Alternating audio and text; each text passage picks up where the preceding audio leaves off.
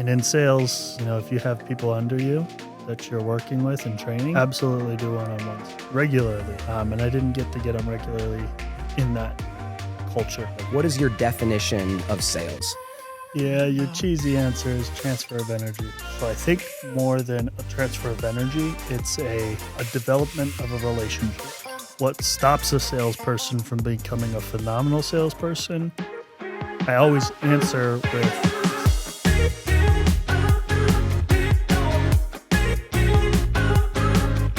Welcome back to the Traditions and Trends podcast. My name is Luke Rels. I am the marketing director at Oracle Insurance.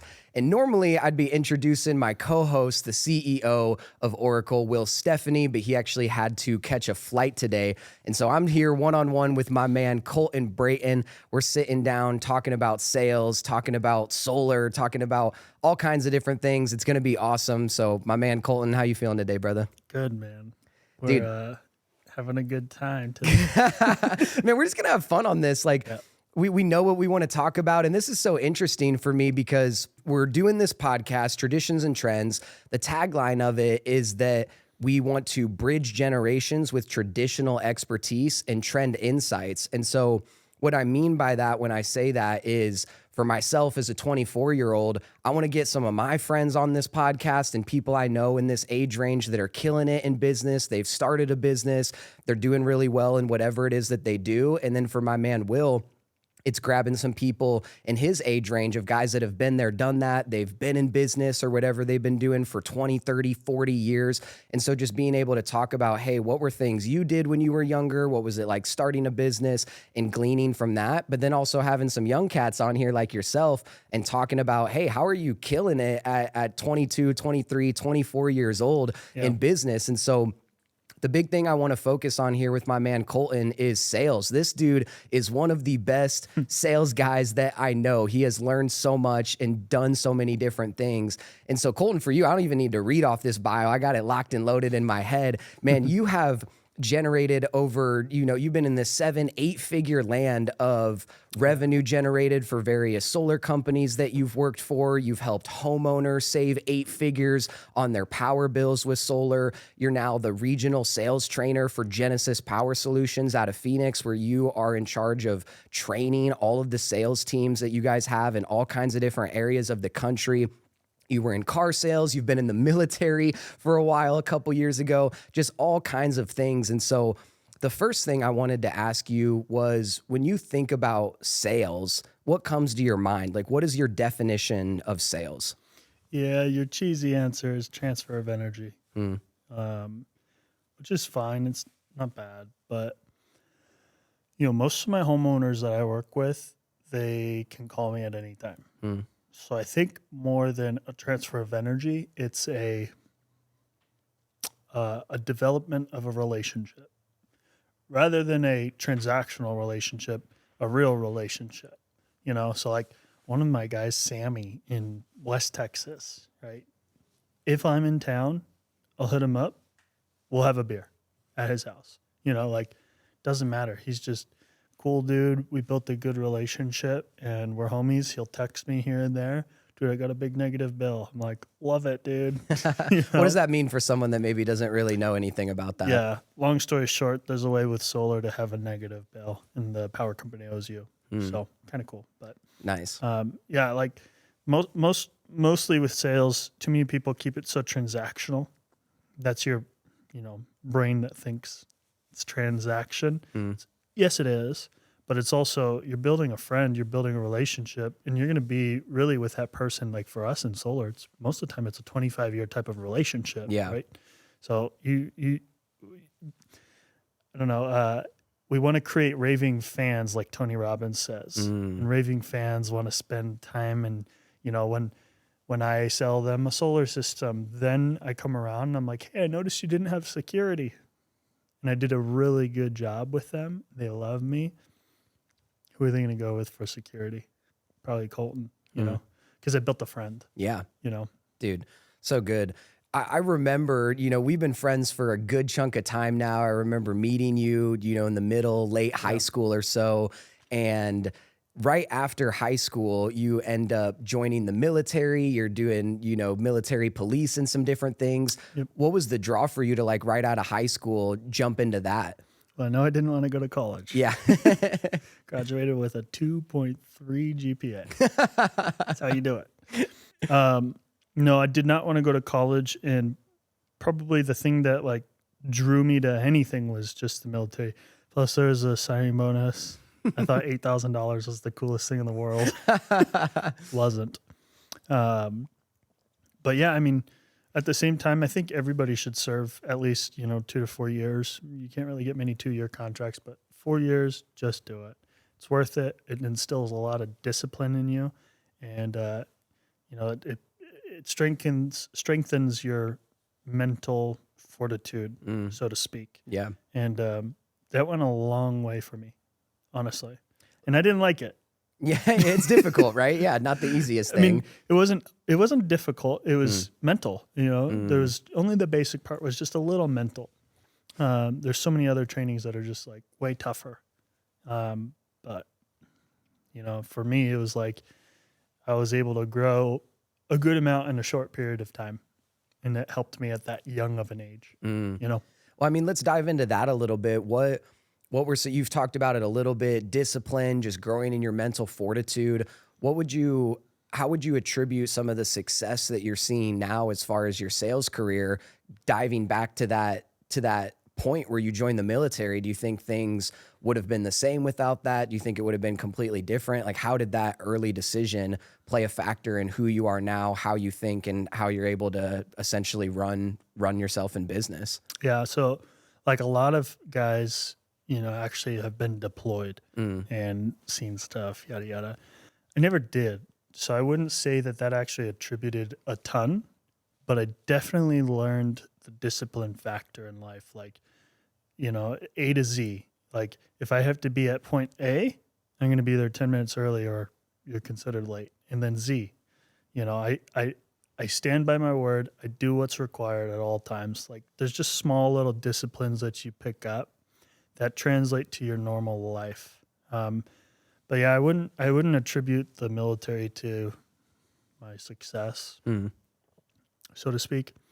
I would just attribute it to I learned how to be a man pretty quick. I grew up pretty quick through it. Yeah. So I mean, you have to if you're that young. Yep. You're in the military. Yep. It's definitely not a place for little boys, so to speak. So there's a lot of growth that happens. So you end up going into the military, you come back again, like you said, you weren't deployed necessarily, but you did some traveling. You were in, some pretty crazy countries. What was that like being able to travel to, like, remind me where you were? I don't want to mess it up, but I know you were in some pretty wild spots for a couple different things. What was that like traveling to areas that somebody may never see that early on? Yeah. I got to go to a couple of different places in the stateside, which are different military bases, which was fun, but Romania, Hungary, and Slovenia was one trip, and it was only 30 days, but it was fun. Yeah. I mean, Hungary looks like Nebraska. Wow.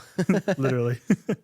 And that was pretty brutal. We didn't have a shower for 30 days, pretty much, which sucked, obviously. Baby wipes and all that. Dang. Clean yourself.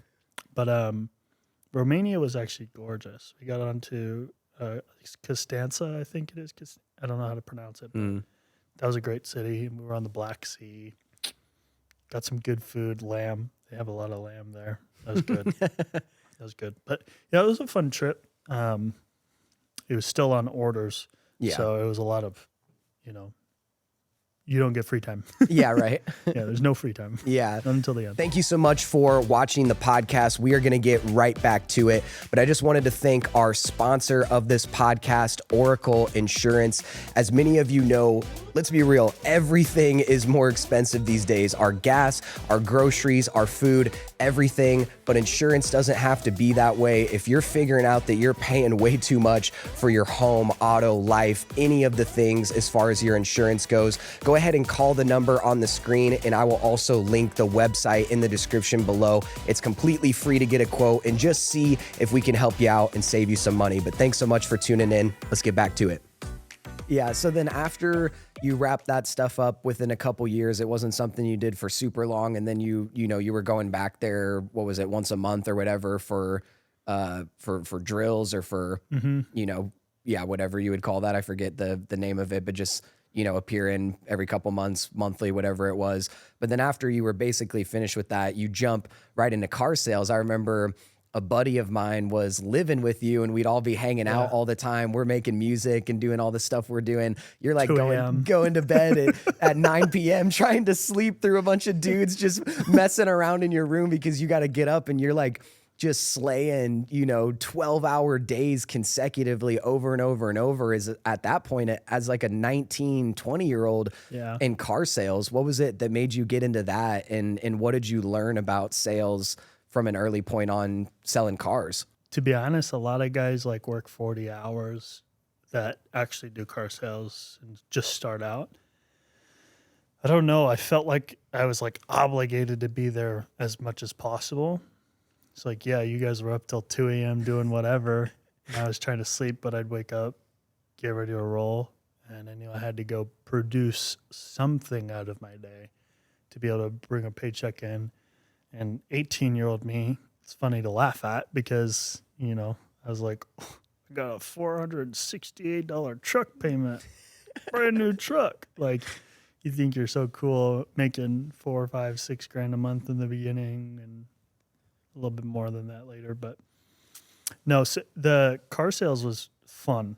Not the culture I wanted to be in. So that's probably what tore me away quicker than most people. Most people jump dealership to dealership to dealership for the rest of their lives, try and chase a pay plan, and it's not sustainable. You know what I'm saying? And I don't see it as a career unless you get into upper management there. And so I started at one dealership, and then I went to Romania, Hungary, Slovenia, applied at a different one while I was in Hungary, funny enough. Started there, loved that place. And we'll talk about that because Quaid, one of my managers, freaking rocked me with a question one time. Dive into that. Why not? Yeah, just go for that. Yeah. Yeah, I mean, I had gone a little bit where I was struggling to sell anything because I had like a low drive to do it. And he pulled me in for a little one-on-one. And in sales, if you have people under you that you're working with and training, absolutely do one-on-ones regularly. And I didn't get them regularly in that culture. But Quaid, I looked up to the guy. He was younger. I think he was our used car manager. If not, yeah, I was used. And he asked me, like, Colton, have you ever gone all in on something? And the answer was no. I was 19. Yeah. No, of course not. Yeah. And he challenged me to go all in. And my brain was like, cool, I'll try it. But I didn't actually go all in, right? Like that wasn't really putting all my chips there. It was like, I'm going to just work a little harder. And it didn't click until probably a year and a half or two later when I got into solar, Go back after that dealership, I went to be a finance manager. Did some good numbers. It was a good time. I liked it there. And eventually just like the pay plan was, and I was done. I'd already been to 3 dealerships at the age of 20. I wasn't going to keep jumping. Yeah. So I'd been recruited over to go do solar, which I was like, what the heck is solar? And you think of NASA when you think of solar. So after that third dealership, I just shipped it. I think it was like 2 or 3 days after I quit. I was like, I'm just going to go to Denver. I don't know why I did that, but I knew I was like trying to do something with my life. And I knew I was good with selling, at that point. During Denver, that was an interesting time, like very interesting. Yeah. I was cocky, man, like super, super prideful at that point. I mean, I remember I told Ava, my fiance, what my truck payment was. because I thought that would impress her. That's real. That's real. Like, who cares, dog? But long story short, like Denver really grew me into like a man, and I was so prideful, so cocky, so like I'm the shiznits. And I wasn't, I wasn't producing anything. Like I had a decent start in solar. Like I had a couple of deals come in the beginning. There's probably like a good 4.5 month span where I was just terrible. I was uncoachable, I was unteachable, and I did not work all the hours. Those are my 3 main hit lists for any rep that works with me. Be coachable, be teachable, work all the hours. Simple. Yeah. But yeah, Denver was kind of that time period where I was transitioning into, okay, I'm on my own. I've got my first apartment. I didn't know anybody out in Denver. Yeah. I just sent it, like quite literally. And I started making decent money. It was about that like 4.5 month period where I wasn't doing anything, and I just screamed out like everything I hated about myself. And one of them was how cocky I was. Just people kept telling me that all you care about is money. All you care about is this. You care about yourself. You talk about yourself. And God really revealed it to me like, hey, that's not right. I gave you this. After that, I just kind of popped off. After I really got everything out that I hated about myself, I started becoming coachable. I started becoming teachable, and I actually worked all the hours. And then I moved into the closing position, closing deals. Yeah.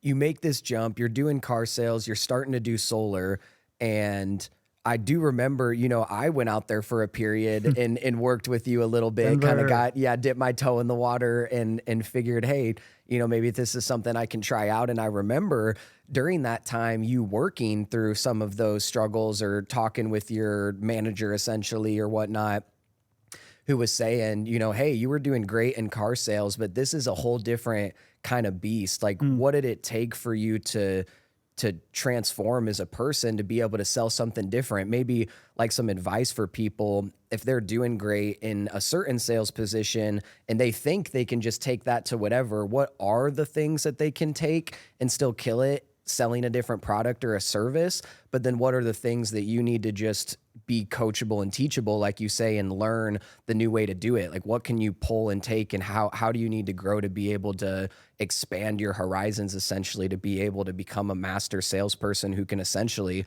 sell anything? What did that look like for you in that transition? So again, back to the recipe, but the question is, what stops a salesperson from becoming a phenomenal salesperson? I always answer with a sales narrative. It's the sales voice in the back of your head, or actually it's the B word voice in the back of your head. There's a little voice that always tells you not to make that extra call. Doesn't matter what industry you're in. Don't do the extra call. Don't knock the extra door. Don't hit up somebody that you're managing. You're done for the day. Oh, I'm good. I don't need to do it right now.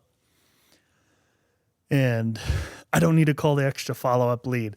You're killing yourself by succumbing to that voice. And everybody has it. Some people can control it quicker than most. It took me 5 months to really understand, like, wow, I really do have to work all the hours. Like, I have to hit my numbers. I have to hit the amount of doors in order to actually have any sort of success. And once I figured that out and I could shut up the voice, that was what turned me to actually be able to produce a form of production, which still wasn't that good in the beginning, but it was enough. It was good enough. Yeah. Built from there. Yeah. So as you're starting to see success, you're selling cars, you transition, you're selling solar, you go through this period of transforming from what you knew to what you needed to know to be able to sell a different product successfully. What was it that, I mean, So again, you talked about it, how when you're that young and you're starting to make some pretty good money, it can be pretty easy to get a little chip on your shoulder. Most of your buddies are in college at that point. No one has full-time jobs unless they're getting set up by their parents or otherwise. Like most people our age at that point a couple years ago probably aren't making great money. Like you were one of the few people I knew. It's like, dang, Colton's making some good money even for our age.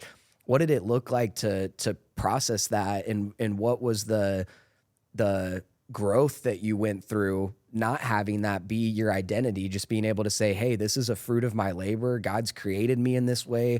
I'm genuinely seeking to serve people as best I can. What did it look like for you to grow in that area and kind of brush that chip off of your shoulder of being like, oh man, like I'm starting to close all these deals and make all this money? Like, what did that look like for you? It didn't register. I probably would have stayed cocky with the chip on my shoulder unless I allowed Jesus to tap me on the shoulder and say, that ain't it, you know? So I did allow that finally, because I was just like, I'm doing fine by myself, man. I don't need you right now, you know? Once I allowed that, then I realized like, wow, some of the things I've said and acted, I wouldn't want to be around me at that time either, you know? So that was probably the thing that changed a ton of that, and that mentality of cockiness and wanting to get the newest and next best thing. And I always wanted to get the new iPad, but I got to a point with my iPad, like we talked about, I just cracked it. It just completely destroyed it. And I always wanted the new one every single year. But this time around, I was like, no, like I don't need the newest and best thing. Like I got an emotional attachment to that iPad because I closed so many deals on it. But like stop chasing material things. Like sure, God's giving me resource, but he gave me the resource. I didn't do it myself. Let's be real. Like there's actually a parable that George Jenko shared, and it's like you're the shepherd and you have 100 sheep, and little Colton starts running up on the mountain, going away from the 99 sheep. And the shepherd goes up, grabs him, and says, no, don't do that. There's some wolves around there. You're going to get killed. So I'm in the pack again for a little bit. And then what happens? Oh, I go skedaddle again, run away from the 99. He grabs me again, says, stop doing that. Don't do that. You're going to get killed. And then time goes by. I go run up to the freaking mountain again. He grabs me and he breaks my legs. All right. And that was that little prideful time, a little bit more emotional, to say the least. But my legs were broke. Like, stop. You know what I'm saying? Stop being so prideful. You really don't have much, man. And he carries him on his shoulders. Carries me on his shoulders. Says, I'm gonna take care of you. The legs heal. But I learned my lesson, right? So like up on the mountain is a Ferrari, and that's what I'm chasing after so much. But God's not going to entrust me with a Ferrari if he knows the second I go up there, I'm going to get killed. You know what I'm saying? And I almost got killed. You know? Like I almost got maimed. And it's by the grace of God that I wasn't. You know? So let's spin this, because I think somebody can hear this and be like, oh man, that sounds good. Like that won't happen to me. Maybe someone younger. Like imagine a high school kid is listening to this. He wants to get into sales. He wants to just steward well the personality and the gifts that God's given him. And he hears that story. And I think a lot of people think, oh, well, that would never happen to me, or I would never be like that. What are some practical things that people need to do, whether younger or older, to keep from falling into that pit? Like what are some things you maybe wish you would have done earlier on that somebody can take and run with now and be sure to avoid that process? Yeah, just not dabble in what I know is best. You know, like what's not best, what's not God's best. Don't dabble in it. You know, it just because you're in a higher income environment doesn't mean that you need to act like everybody else. We always talk about it, you know, be a light in your workplace and stuff. Bro, I was not, you know. And even I'm still learning this. Like I don't have a clear answer for that, but I do know if you're younger, the reason I say stay coachable and teachable, if you have good leaders, they're only going to lead you to a good path. Mm. You know, I remember one time one of my freaking general managers at the car dealership said, buy this boat, take on more debt so that you have to work harder. Yep. I've heard people say stuff like that before. That's disgusting. Yeah. Like, Yeah. That's disgusting. I get the principle, work harder, or don't buy the boat. You know how many times I've had the opportunity to buy the damn boat? No, I could buy the boat today, but I'm not going to do that because I'm going to, God gave me the resource. I'm going to steward the resource. I don't need a boat right now. Yeah. So if you get into a high income environment, don't go spend it. Don't buy the boat. That's the phrase. Do not go and buy the boat. So yeah, I know, again, like we've been such good friends for so long, and I've seen you transition through these different companies, and you've been doing solar now for what, Almost 5. Yeah, 4 or 5 years. And so now you're at this company called Genesis. What does it look like for you to be around some leaders and be in a company that's super ethical? A bunch of these guys love Jesus. That's such a big foundation of who they are as people and who they are as leaders. What's been the difference for you being in a company and being around people who love Jesus and they just want to serve people well, and when the money comes, awesome, but it's not about that. I know in solar it can be, Warren Buffett was the guy who said that the greatest transfer of wealth is going to come through energy, right? Through people essentially going solar. The guys that are selling it are making boatloads of money, but people are saving boatloads of money. It's like a win-win for everyone.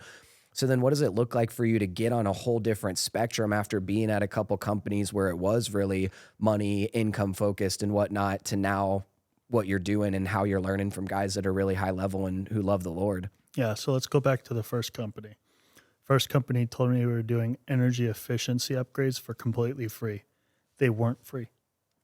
I crossed a gray line that I had no idea about until I started learning more and more and more. Once I finally figured that out, that was convicting. So I also left because of the environment and how new agey it was, and crystals and chakras didn't align with me. After that, I was like, I don't want to do this industry. I tried something else for a second, and I got sucked into it again. If anybody's been in door to door, they know they get sucked right back into it. And I took a blitz out to San Angelo, Texas, 8 days, and made like $68,000 in 8 days. Game over.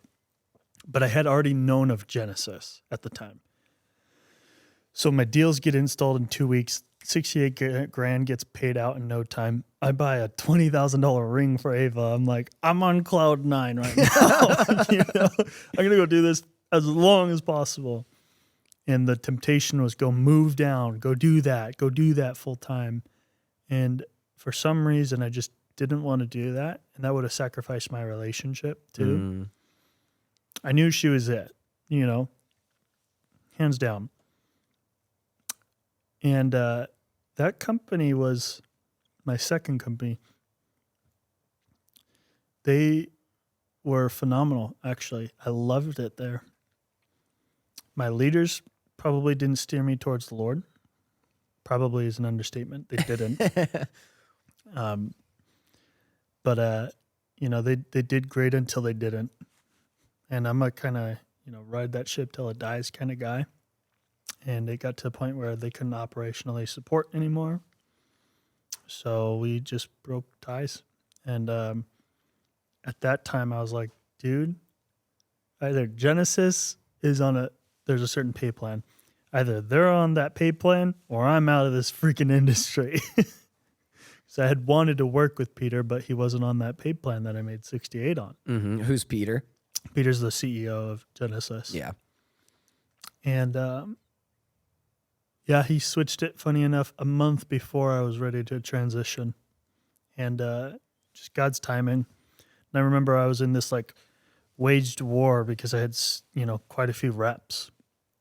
And it was like, I could keep them and I can go somewhere else, or I can just go and just trust the Lord, end of story.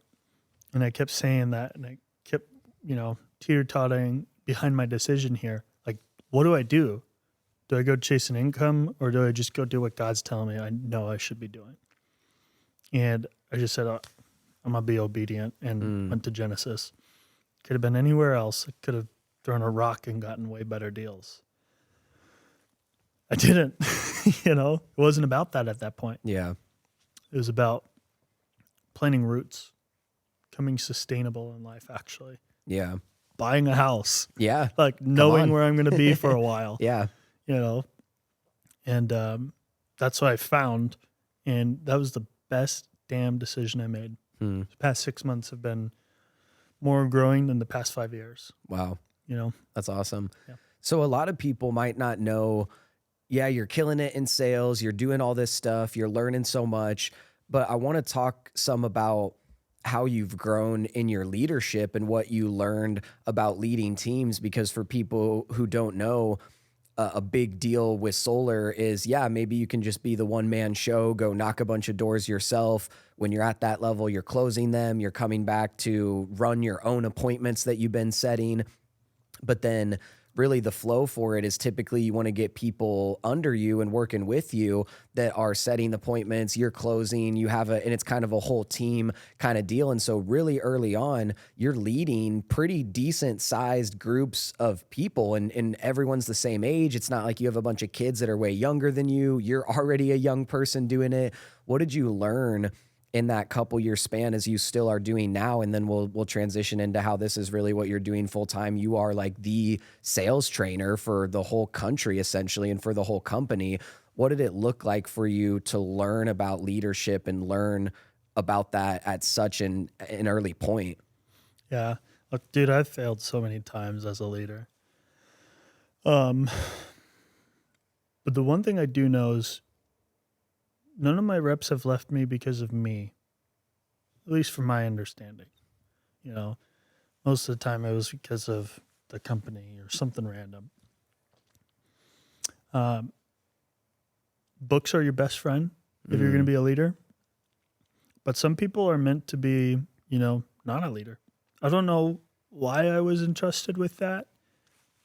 Honestly, I actually don't have an answer for that. But, if you're just knocking doors and you're just an absolute dog at that, or you're just a car salesman, or you're just the, guy that calls leads and sets the appointments, whatever it is, that's your lane, excel to the maximum at that. Yeah. If your lane is closing, you're just phenomenal at closing. Do that. If your lane is just knocking and closing your own deals, just do that. And for some reason, I don't know, my lane was, I want to change people's lives. I want to provide so much value. And what I really hope is that by the time I'm 50, I have guys calling me and saying, dude, I was able to do this. And everything was because of what I got to do with you at my time with you. That's my hope. I hope that I changed lives. Also, I hope I drew you to Jesus. But, I hope I helped you financially. I hope that I helped you with theory, actual ideology on how to approach your day, even your habits, etc. What are some ways that some young people who potentially get put in the position that you were put in, they're leading other people? What would you say to them hey, this is how you successfully lead a team of people. These are the couple things that you should do. These are the things that you should avoid and be careful of. Yeah, I mean, if your environment isn't truly growing you, just because they have a leadership call and they check it off the list, doesn't mean you're growing. But if you ain't growing, you're dying, right? Yeah. Everybody's heard that saying. If you're not growing, you're dying. It's like climbing a mountain with a bike. If you stop pedaling, you're going to fall down. End of story. And depending on your environment, you could be dead in the water or your bike stops pedaling because you can't even move your legs anymore at that environment. So I think environment is everything. And that's why I love Genesis so much. It's because of environment. But books are your best friend, and the people you surround yourself with are your best friend. Like at my second company, my environment was toxica. Like, yeah, I absolutely was dying. I went through one of the toughest seasons of my life because of my environment. But now, like, dude, I can't tell you more. I'm flourishing so much as a man, as a, soon to be a husband. Yeah. Like, and I know damn well I'm going to be a good father. That I just put that straight to my environment that I'm in right now. Yeah.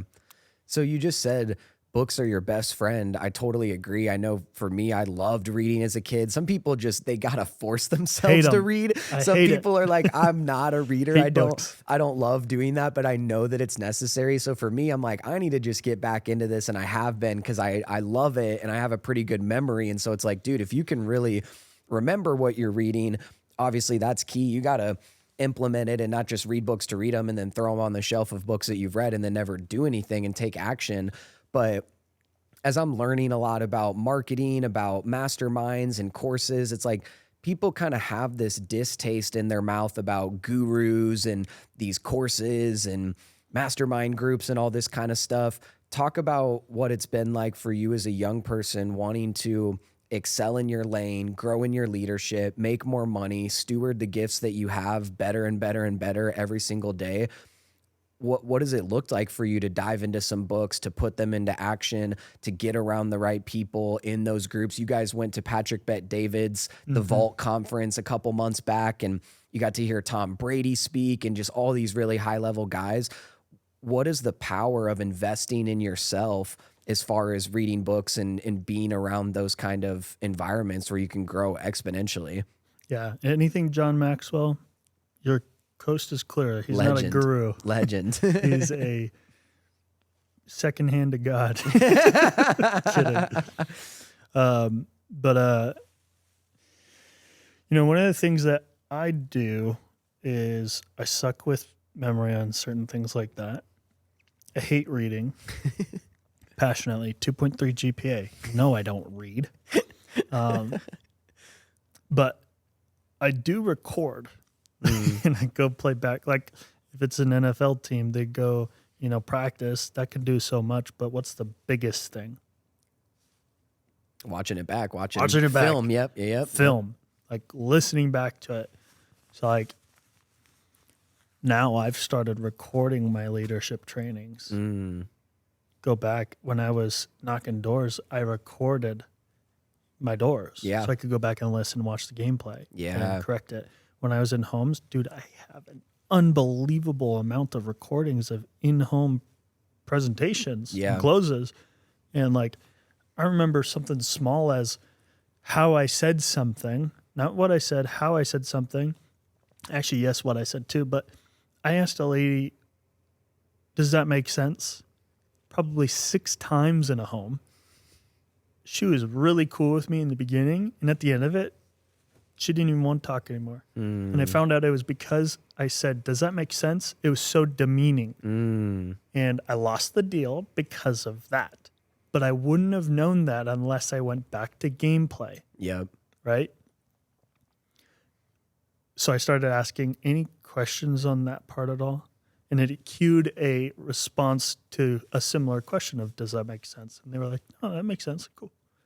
Like their automatic response to any questions is, no, it makes sense. Yeah. So it's asking it. You're like, that's what I was looking for, but I wouldn't have figured it out unless I did gameplay. Yeah, with you, so good. So like leadership too, when I run a training or I have a one-on-one, most of the time now I'm recording it to listen back to how I spoke, how I trained. Was it effective? Did I mess up here? And if a rep leaves, I have a large amount of data and substance to look back and be like, where did I go wrong here? And maybe I didn't, but at least I can go back and look at it. That's good. Yeah. So as a leader, it's super important to be able to self-evaluate yourself. Yeah.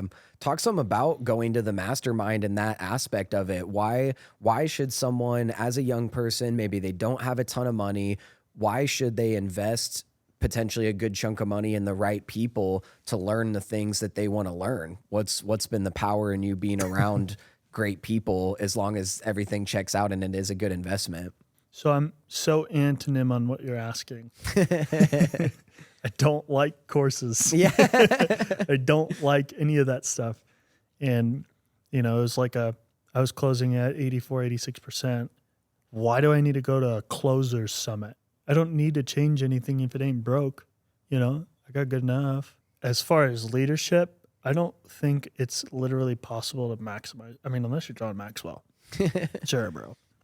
I'm sure that But he's dude still, would be, he's like, no, I'm sure still that dude growing. would be the first person to say that. He's Yeah, like, I'm always still growing. learning and growing. That's And the leadership factor, like, absolutely, I think that's worth it. Like PBD, Patrick Bet-David, and Valuetainment, that whole conference, that was awesome. Yeah. I recorded the whole Tom Brady thing, like the whole time. My phone died because of it. I didn't care. And I wanted to go back and listen to it because I can only process it one time, and then I got to process it and, you know, gargle it twice, 3 times. Little did I know, no, of course they're going to post it on YouTube. Stupid. I'm not so big on spending all your money on that stuff. You don't need to do that. Although if it pertains to leadership and actual real personal development, absolutely, go for it. Yeah. Go for it. You That's don't need good. some sales course. You got the resources probably in your company. Yeah, that's true. I mean, is that something that you would ever consider? Because even as you said that, that was the first thing that I thought was you're like, hey, you know, I'm closing at a really high level. Maybe I don't feel the need to go invest in something like that. But what if someone isn't? What if they're closing 20% or 30%? And that's what I did really like about the solar industry is there are people within the company. There's probably something wrong with the leadership and the people that are training you. If you're not getting some of that, that's what I do really love about the solar industry is it's like just a whole ball of personal development and really high level leaders teaching people who are younger so then everybody can win and make more money and serve more people. But then like, is that something you would ever want to do where you take the skills that you have and just share them with other people for money? It's like, why not? If you're closing at a really high level and there's a kid who's looking at you and, you know, works for a different company, whatever. Again, we talked about it. Maybe there's resources within the company, but then it's like, is that something you would ever consider to just package up the knowledge that you have and share that with other people for a price? Sometimes they say the best way to really start making a lot of money is you get good at the thing. Obviously, you got to get good at it. But you get good at it, you teach people how to do it, and then you teach the people that are teaching people how to do it. And that's where some people are like, oh, this is so dumb. Coaching coaches about coaching and just, you know, courses about selling courses, to like all that. I get it. But like, it just makes sense to me that if you get to that level, you can make even more money teaching people how to go and teach other people as you have a model for it. And I think there's a lot of things you've learned that maybe eventually you could package all of that up and have that be a whole really lucrative source of income for yourself. Is that something you've ever considered? Not really fully considered. And the only reason why is because, like, you know, again, go back, cocky Colton would have been like, yeah, I'll sell this. And I don't want to be in it for me if I were to do that. I feel like that's where my heart would be, is like, it's all about me and I'm making my money and, you know, but at the same time, like, I know if I did it, it would be to provide enough value to change somebody's life. Like, I know my heart would be positioned, right? Yeah. I'm probably in a position where I probably could take that on now. Yeah, I don't know. Good challenge. Yeah, but you nailed it because, that's why I just want to clear that up because, it's like, that's a great way to generate income. But like you said, that cannot be the focus of it. If you think it's, all these people would just love to pay for all this stuff. I know. To me, I love this idea of video and marketing and building things out like that where people can learn live from you or you can just teach people what you've done because it allows you to multiply your time and multiply yourself. There's only so many one-on-one calls with your guys and meetings that you can have because that takes an hour out of your day. But imagine you take that same hour out of your day and you have 50 people online who are learning from you, right? It's like, again, within the company, there's some opportunities for things like that. But eventually, I think it's a great thing for people to look at and think about is, hey, how do I serve the people that I'm called to serve at the highest level and do that for as many people as possible So it's like, I love that idea. And just to clear that up, yeah, it's a great way to generate income. But when your heart is, hey, I just want to serve people as best as I possibly can, and I want to serve as many people as I possibly can, and maybe video and courses or a mini mastermind, if you will, or something like that is a way to do that in the future. So yeah, I don't know if there's plans for you to do that. I know, again, within the company, there's some people that are somewhat doing that, or just they're doing it internally. But it's like, hey, if we can take this and build this out and there's a great system behind all of it, why not share it with as many people as possible? You could be training, groups of guys in different countries and in different parts of the United States in general. It's just a great way, I think, to multiply your time and all of that. You know what I mean? Interesting. I'll have to get back to you. He's like, maybe, I don't know, man. He's like, let me know whenever you figure. I don't know. I just love stuff like that now. And so it's a lot of the things that I'm thinking about. But one of the things I'll ask you to, as we kind of start landing the plane here, as our pastor would say, I always ask, and I don't want this to be a deal where every person we have on the podcast, I ask these same set of questions, but it's just interesting for me to hear the opinions from other people. And genuinely, like, this is just something I've wanted to ask you as a friend anyways, is I love this idea that you talked about in the beginning of, hey, my customers, my guys, they know that they can call me anytime and I'll help them out. How do you balance that and wanting to serve your customers again at the highest level and help your coworkers and your leaders and the people working with and for you at the highest level? How do you balance that with what God commands us to rest and to have a Sabbath and a day where we're maybe not taking all that kind of stuff on? Is that something you're still figuring out? Do you have a good system for that? Like, what's that look like for you to take proper rest but still serve the people that you're called to serve? This is why I love being at Genesis. I had no work-life balance. Yeah. And Jake, our CSO, he calls it work-life harmony rather than work-life balance. Yep, that's good. And in a role like mine, it's very, very, very tough to have any of that. I'm gone a lot, traveling. I'm on the phone all the time. You know it. But my calendar is my best friend, second hand of the Bible for me. Like, I'm all on my calendar, and there's a little spot at 8:30 at night every day. It says wifey time. That's it. Granted, I'm still going to take a phone call if somebody's in a home to help them out. And granted, I'm going to take a phone call for a leader that needs a little help on something. Happens. But I've been able to at least balance it out where I know, okay, Ava's off, I'm off pretty much. I can shut down and not text back as much as I've been all day. I can spend some time, some intentional time with her. Same goes for even if you're single. Take some time for yourself. Granted, probably the time to work your absolute best as much as possible is during that time. But yeah, I mean, structuring yourself, like, create a real calendar. Put it on your phone, that's your Bible, sure. That'll help you a lot as far as work-life harmony. Yeah.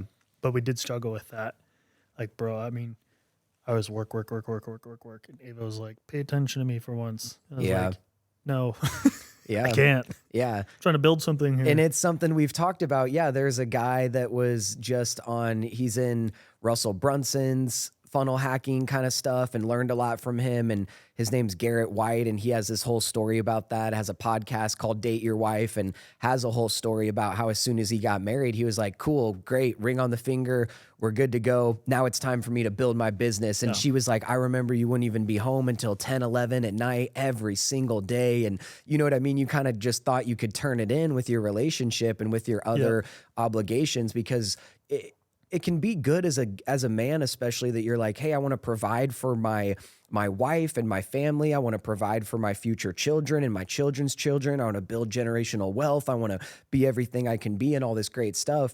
But I think sometimes you got to reel it back and understand that exactly Boundaries. like the Bible talks about, that you could gain the whole world but lose your soul. Like, that's even a deeper level. But even leading up to that, you're talking about losing some of the most important relationships you have to yourself if you can't figure out to your point, not how to have a balance, but how to live in different seasons of your life. One of our first guests on the podcast, Brett Elliott, said, I don't believe in work-life balance. There's seasons. And if a season of your life of really grinding and getting a business off the ground and doing these different things ends up being your whole life, you got some problems. Like, you got to figure out how to make the right time for things. I've been passing this on to other people because I love it. Brendan Bouchard and Ed Milet talk about how they schedule time with their family, with their kids, and with their wife, and then they build their schedule around that. Same thing with time in the Word, right? As a believer, that we have to make sure that that's a non-negotiable, and that we then build our schedule around these rocks of, I'm going to get time with God, I'm going to get time with my wife, I'm going to get time with my family and with some of my friends and things, and then I'm going to make sure that all this other time I have, I'm maximizing to do great things and serve people. Let me be clear. Ava and I want to spend as much time as we can with each other. Yeah. But we know, we both agree right now, we have to grind. This is our season. Yeah. Like, I have to be gone. I have to leave on Monday for 5 days to Dallas to go support those guys. Understood. She has to go to nights to pay off her student loans and get ahead. And we're doing all this now because the kids are not going to, I'm not going to make them come around 40 years old. They're going to be coming here soon. But if I can do what I can right now in this season to work as hard as humanly possible, still give a work-life harmony, I'm good. Like, I'm going to be able to bless my children. Yeah. You know, I'm going to be able to bless my mom. I'm going to be able to bless her parents, my stepmom. Like, I'm not doing this for me anymore. I'm doing this for them and helping them out later on, because mom's 67, 2 replaced hips. She does not want to work. Shout out Mama Dawn. Let's Shout go. out Mama Dawn. Amazing She does not lady. want to work. Yeah. Obviously, she wants to be able to do it if she wants to. Yeah. I love it for her because it gives her some real purpose. Yeah. Yeah. But like, damn it, I want to pay her damn mortgage. Yeah. It's like, what's wrong with that? Like, You know that's what I mean? why Yeah. I'm doing this now. Yeah. But like, as time comes on, probably have a little bit more boundaries for those times. And that's why I'm doing this too. It's like, I can go take them out on vacation 5, 6, 7, maybe 20 times a year. Yeah. And I think you hit the nail on the head there, that at the end of the day, with all of that stuff, it just comes down to good communication. That's another thing that those really high level guys talked about, is when they know they're in these seasons of grinding, or there's a really big deal coming up or something that's going to put a lot of stress on them, they make sure to communicate to their teams effectively, communicate to their wife effectively, communicate to their family I got something effectively. huge for that. Yeah, hey guys, I'm going through something pretty stressful. There's a lot of weight on me. I'm going to have to put a lot of time into this. There's a lot of people that I need to take care of in this situation. I just would ask that you guys have grace and you have patience. If I'm a little, short fused, if I'm a little all over the place, if I'm a little distant. And again, just like Brett talked about, you have to be real cautious that you set the right things in place, that doesn't become your whole life and the seasons turn into years and years and years of this. But communication, it just comes down to that at the end of the day. Anytime when I was knocking, one of my favorite things to do is I would come across, a family, a mom and a dad, whatever, that had been, people that have been married for decades. And my favorite thing to do was, in my notes, I literally had a section where I would say, hey, I always, run into people like yourself, been married for decades. I love that. I'm about to get married soon. And whatever, what would be the advice that you would give? What's the one piece of advice for marriage to Don't have beat it be? your wife. What's up? Don't beat your wife. Yeah, oh yeah, I guess that's a good one. But they were all talking. A lot of people said communication. It's just like, hey, communication and a couple of these other things. That was a really big key for a lot of people, is just communicate effectively. You're never going to go wrong when you continue to grow in your communication. Dude, right? that was so big for us. Was like, we were both sitting there like, what are we going to do? Like, what are we doing? What are we working towards? And it took a couple of conversations for Ava and I to get to a conclusion of, okay, yeah, we're going to do this hard, work really hard, work all the hours now, so we can relax a little bit more later. Yeah. And I see too many times where, guys will have this just inner inner drive. Probably know who I'm talking about. And the one thing that's holding them back is a woman that wants them home. Again, work-life harmony. Talk to her and say, look, this is what I'm working for. This is what I'm working towards so that you and I together can have more resource later. In order to do that, this is what that looks like. Like, that's what Ava and I got to do finally. Once I realized it was communication, I was like, hey, this is going to require me to travel a little bit, but here's what the reward will look like. This is what we'll be able to do later in life. Yeah. This is a season now, but it's not later. And like, same for Ava in school, you know? Like, that was her season where she's like, I'm grinding too. Okay. Yeah. That's good. You know? So again, it just all comes down to communication, having yourself and your significant other, your family, whoever, just be on the same page with some of that stuff. Last thing I'll ask you is, man, what's next for you? I mean, sometimes it's hard for me to have this 5-year, 10-year plan, and people are like, oh, if you don't, OC, our pastor says you never drift into a desired future. I think that's so true. You got to kind of have an eye for the future, have your ear tuned into where God's leading you, and not have such solid plans that when God maybe shifts you and pivots you and calls you into something different, that you're unwilling to go because that doesn't line up with my 5-year plan or my 10-year plan. But at the same time, there's a good balance to, hey, I know where I'm headed. This is where I want to get to eventually. These are the things that I want to do to be able to provide for my family, to generate this amount of income, to serve this amount of people, all that stuff. What's next for you? Where do you see things going for you in the next couple decades? I love that phrase of people overestimate what they can do in a year and underestimate what they can do in a decade. And so it's thinking long term. What do you see for yourself as you look for the future in all this? I'm very logically in tune, and I don't get like very emotionally driven. And I don't know if this is the right word, but spiritually swayed by emotion. You know, spiritual, such a tough one to say. There's a reality and spirituality, and there's a emotional spirituality. Where it's like, oh, I got to do this. And I'm not one to just get swayed by the waves. So right now, God called me to be obedient, to go to Genesis. I'm at Genesis. Yeah. Like, I don't know how long that wave is, but I know where he called me. So I'm not going to get swayed by one opportunity and another one and another one and another one. I'm here. Like, I'm here right now. We want to provide $1 billion worth of savings to homeowners as fast as humanly possible. We're at like 120 million right now. Wow. That's my mission. You know, I want to change lives. I want to empower people, and I want to help homeowners create a sustainable future economically, and go with the environmental aspect if you want. Nobody cares about that part with solar, but you know, they're doing it for the money. It's my thing, the money.